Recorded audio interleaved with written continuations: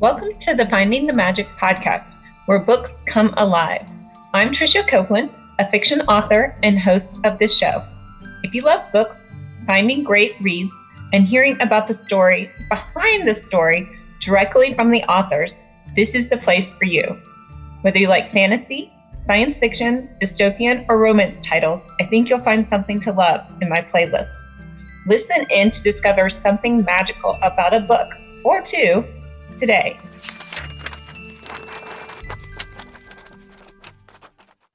Hi, Jason.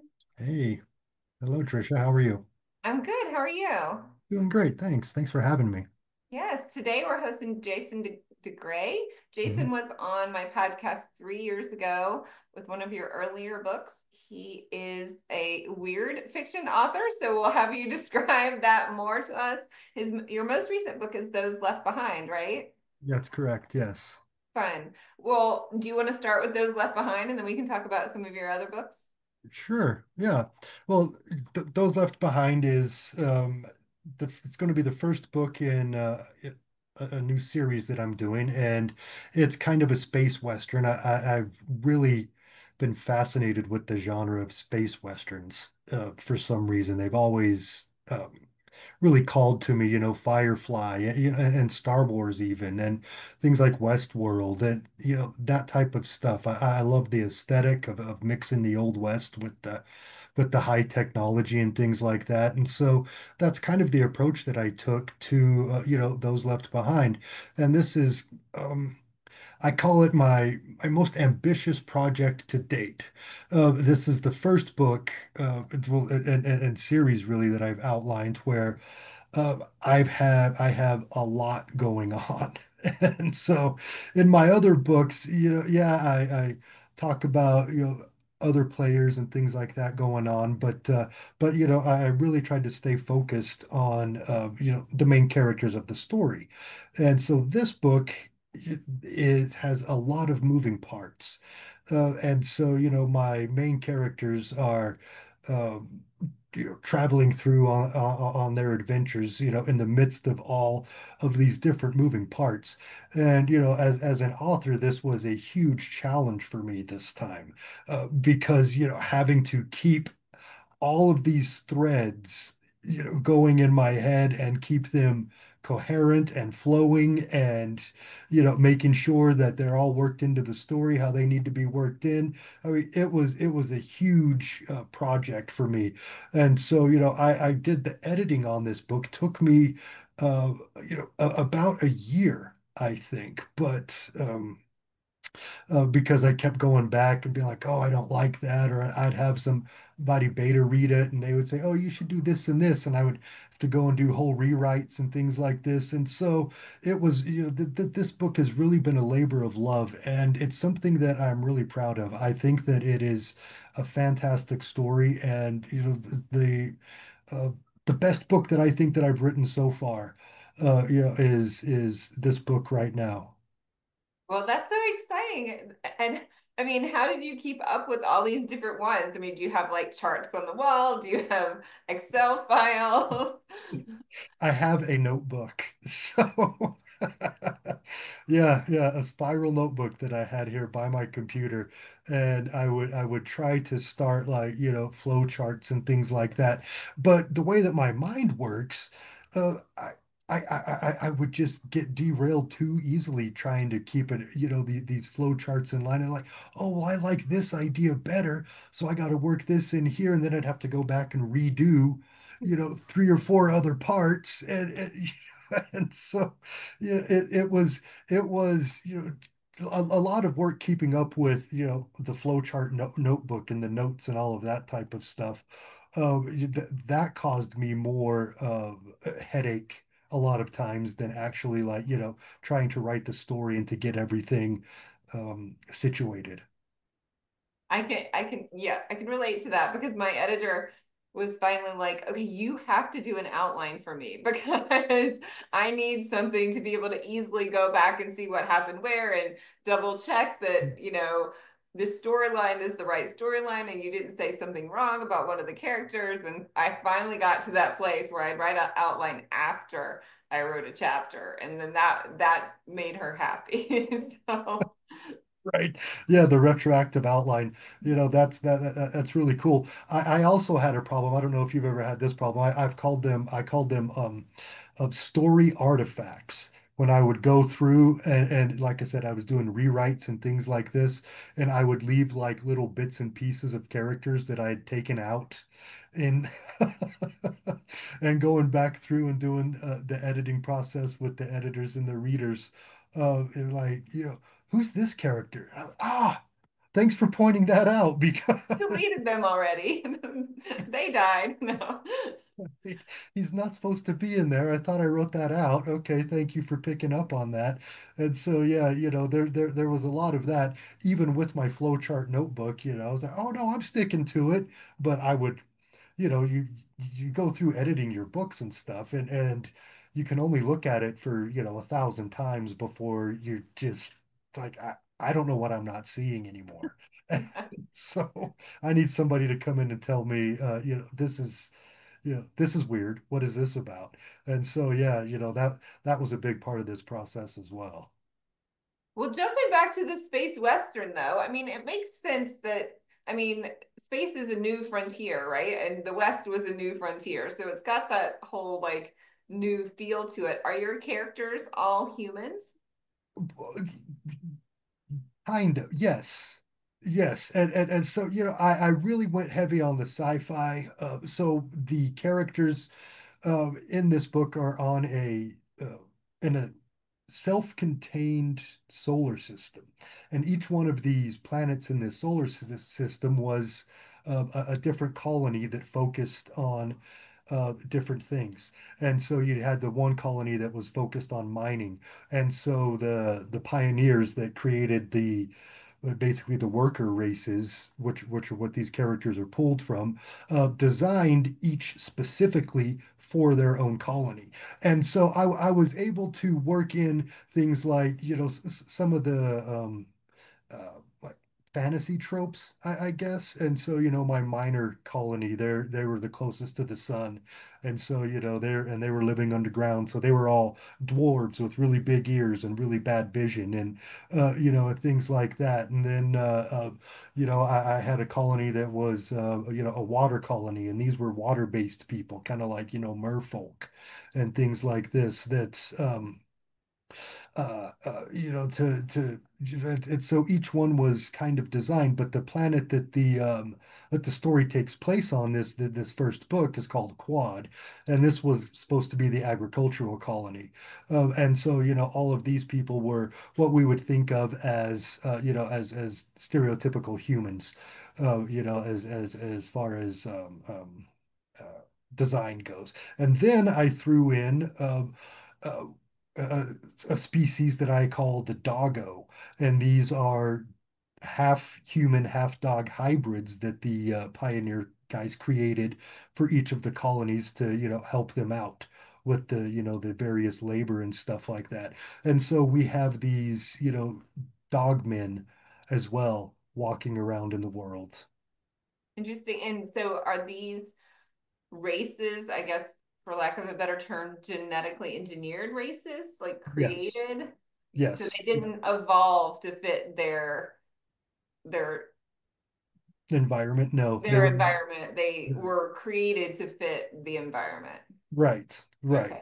Yeah, yeah. So when the pioneers came and terraformed the place, yeah, they had it all planned out how they were going to make this work. And so, they created the colony first and then created the species to work it, basically. And are these species all aware of their place? I'm guessing that could create some turmoil. But no, this takes place. This book takes place 2,000 years after this crazy cataclysm happened, right? This rogue planet, this rogue gas giant just appeared in the system and destroyed one of the colonies and one of Quad's moons and completely, really devastated that planet, and things like that. And then the pioneers, the guys that created them, like up and left without warning. They just, ran. and left everybody there alone. And so, this takes place, 2000 years after that fact. And Okay. so most people don't even believe that, the pioneers ever existed, and that sort of stuff. It's all kind of myths and legends to them. And so that's one of the big themes of the book, is the idea that, all myths and legends have some kind of kernel of truth. They all come from somewhere. And and so them rediscovering the truth of their origin and of their past and of their history, and about how yeah, these myths and legends were embellished, but a lot of this stuff actually happened, and maybe we should pay more attention to all these old stories and things like that. Yeah, and does knowing that change what you do going forward, right? Right, right. And that's an interesting point, because for one of the main characters, what my mastermind characters, I mean, that changed everything for him. And so once he figured out what was going on with this, he started acting and making moves, accordingly, based on, this new information and these new discoveries that he was making. And so, it allowed him to get ahead of the game a little bit, so to speak, of all the other elements that are, in play and kind of scrambling around as the weirdness escalates, in the solar system. Interesting. So do we have one big antagonist, or is it multiple evil Well, forces? yeah, yeah, yeah. I mean, as the series develops, then yes, there's going to be, a main antagonist. But for this book, it's very much, ground level, if that makes sense, but on quad. And we're dealing with, the elements and stuff like that on quad directly, as this mastermind guy is trying to establish himself. And make these moves that he needs to make. He's sending out the main characters to do things for him. And so it's very ground level. But as the series, as it goes on and develops, then yeah, I mean, it's going to there's going to be a lot of fingers in the pot, so to speak. And do you consider it a hard sci-fi book, or is it more soft sci-fi? Oh, no, no, no, not hard sci-fi at all. I don't have the patience for that kind of research. And I can respect it too, but also I don't like to limit myself in that regard. I mean, for various reasons. One, the science that we have changes so frequently that, I mean, what's hard sci-fi now, even 5, 10 years later down the road, won't be. And so, I don't want it to be like, dated. Like for instance, like watching the movie, there's this old movie that came out in the 90s called Hackers. And and all these guys were like, they were like gathered around this computer, and they're like, oh, this has got a 56.6 modem and all of this type of stuff. And it's like, yeah, yeah, and you're still using floppy disks, and and that sort of stuff. And so, I don't want to date myself, as far as that goes. And two, I don't want to limit my imagination. All right. And so if I have an idea that I think is really cool, I'd kind of like to think, well, how would that work in my world? Right. And so I like to develop things like that, instead of, being like, oh, well, this is what the textbook says, so this is how I'm going to, how I have to write it here. I don't like to do that. To me, that's kind of restricting my imagination. Yeah, it's interesting because some people really love hard sci-fi, and really how I define it is that you have like major sections that are describing the technology, and those are the sections I just go skim, skim, skim. Get me to the plot now. But like, my husband's an engineer, and he's like, "Oh, this is the part I like," and I'm like, "Okay, well, we like different parts of the story here."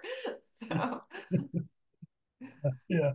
Yeah, I can go off on my own ideas as far as that works. This is how it works in my world. Here's, 2 pages on how that happens and how that works in the mechanics of this world. But yeah, that's I'm much more creatively minded as far as that is concerned. And so my sci-fi stuff does tend to be, soft. fun. And this is an adult novel, correct? Correct, yeah. And how graphic is it? Like, is it rated R or Actually, no. I mean, kept everything. There's no gratuitous, uh, sexually explicit scenes or anything like that. The swearing and stuff is really mild.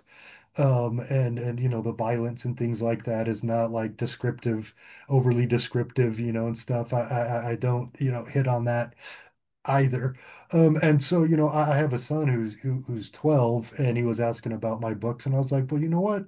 This is one that I think you can actually read. And so, um, that's a big deal for me. And so, that's kind of how I wanted to write this. I wanted to write this, something that anybody could pick it up and enjoy it, and not be too turned off by R-rated material and things like that.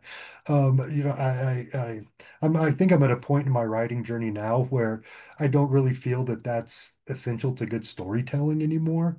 And the shock value and things like that should serve a purpose, right? I mean, so if you're writing a scene that has some kind of explicit material, I mean, it needs to serve a purpose, to the story as a whole, and it really, and really needs to help drive that story forward. And I mean, you just don't need to be throwing it in there because, oh, this is what I want to do, type of thing. I don't want to write like, it's like not like a slasher flick or anything like that, just the blood all over the place and things like that. I'm like that's not that doesn't make good storytelling. I think that the story itself should speak for itself. so this is a series. How many more books do you have planned out? Have you thought Well, that far ahead? yeah, speaking of outlines, I have I have outlined five novels, uh, Wow. very loose outlines for how I want the story to go and develop and things like that. And so that's kind of where I'm sitting at right now. And that's we'll see. I'm working on the second one right now. I'm hopefully I can get it done by the end of the year, but I've got a few other things that I'm trying to get out. And so I don't know if I'm going to have time to fit that in. And so that might be coming out next year, book two. But yeah, I'm hoping to get it done, and if possible, get it out by the end of the year. Fun. Would you want to tell us about some of your other projects? Well, yeah, sure. I've really been trying to get done the stuff that I have just been sitting on, and there's three novels that I have that I've finished writing, and everything like that, but I never got them out. I never got them edited. I never got them, crafted. And so, I really want to, focus on this type of stuff. One of them is kind of a zany, pulpy um, uh, action novel that takes place in the far future of Earth type of thing. And then I have another one that I'm re-releasing that's a young adult fantasy adventure that I wrote. That was actually the first novel I ever published. And so it was time. It's time to revisit that and to get it back out there. Again, I think it's time for that. And then I've got, like we were saying before we started recording, the two horror novels that I wrote, that I had, disastrous encounters with other publishers with. Went through two publishers, and both of them, like, just quit, like, abruptly, like, we're not doing this anymore. Here's your books back. I mean, I was like, what? And so I'm going to re-release those under my own imprint as well. And then I have quite a few short stories that I want to turn into like quick reads. basically, for a 12 to 18 audience kind of. And so, I'll really be tailoring those towards young adult stuff. And then I have the scripts for two children's books that I want to get out. And so I'm searching right now for illustrators That's to get fun. those done. And so, yeah, I've got a lot going on. And I so was about to say, do you sleep at all? no, I don't actually. It's been very hard. And so I'm just trying to take it one thing at a time, one project at a time.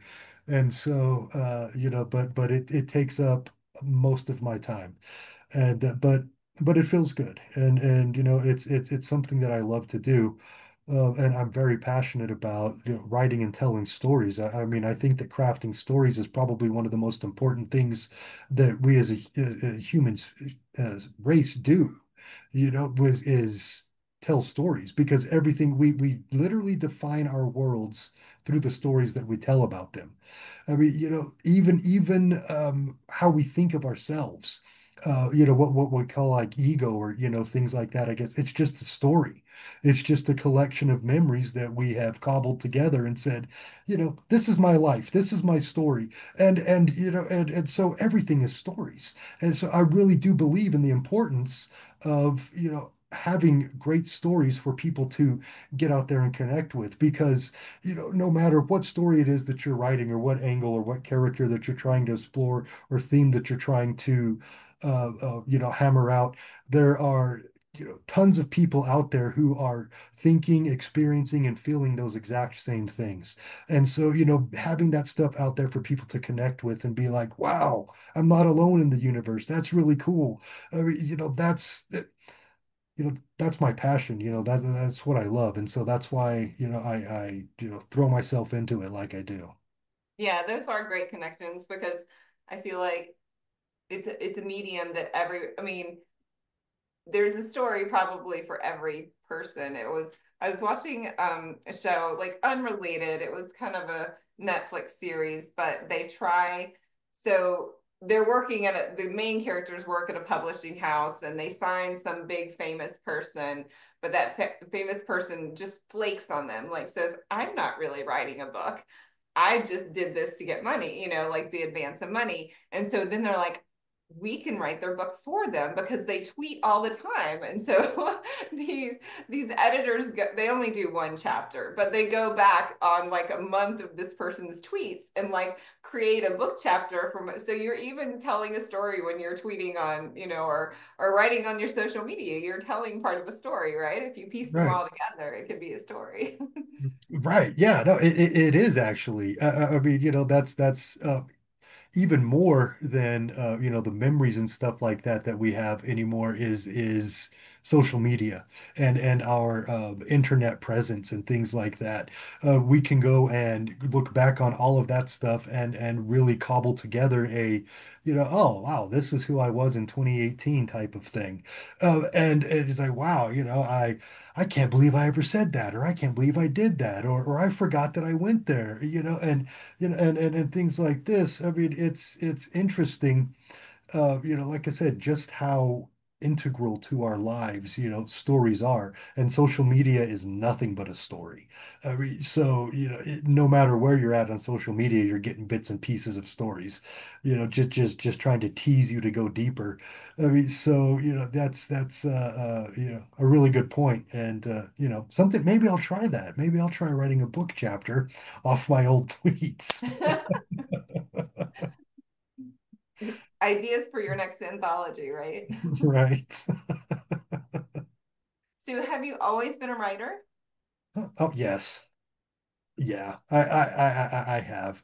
I tried writing my first novel when I was 12, I think. It was like on loose leaf notebook paper that I was carrying around in a folder.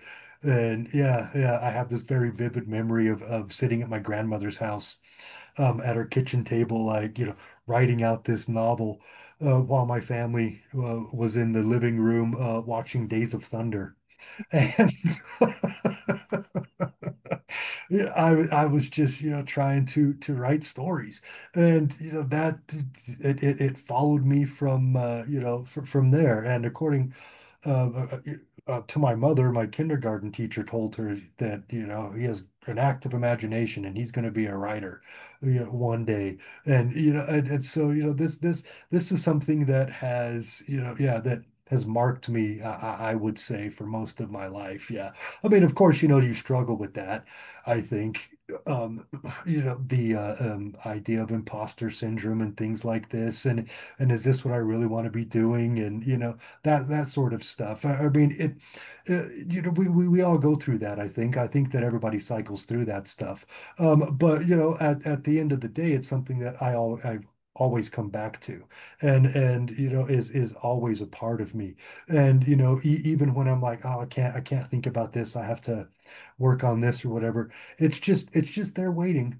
It's just there waiting for me to pick it back up. And and when I do, it's exciting. It's like going back and visiting an old friend type of thing, picking up where you left off type of thing. And so it has been something that I can't get away from. Yeah, I feel the same way. Yeah, I have all the characters in the back of my head and they're just like there. They're like, okay, when are you coming back? Right. Tell everyone where we can find you and your books. Oh, okay. Well, you can find me on Facebook. I'm at Jason DeGray Author. Um, I have a Substack at Lefty Sinister. And I am working on getting my Twitter account back going. I haven't been doing anything on that for a while. I get, I got overwhelmed with all the other stuff, all the other social media that I was trying to do, and so it got taken up too much of my time. So I really try to focus on the Facebook and the Substack stuff. Fun. And do you have your own website too?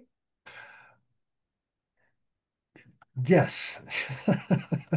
Yes, that's jasondegray.com. Great, because I thought I went there today. I was just making sure that I remembered that correctly. Yes, yeah, yeah, but yeah. Well, thank you so much for being here, Jason DeGray, author of Those Left Behind and many more books, jasondegray.com, as well as I'm assuming Amazon and all the big book people, Yes, wherever fine books are sold. wherever fine books are sold. Wonderful. Well, thank you for being here, and I hope you'll come back when you publish the second book of the series so we can follow up. All right, great. Thank you, Trisha. I appreciate it. Thanks. Bye. Bye. I hope you enjoyed this episode of the Finding the Magic podcast. I'm your host, author and podcaster Trisha Copeland, and I love getting behind the scenes. If you like the podcast, make sure to subscribe and stop in each week to discover new authors and books. Thanks for listening, and until next time, keep finding the magic.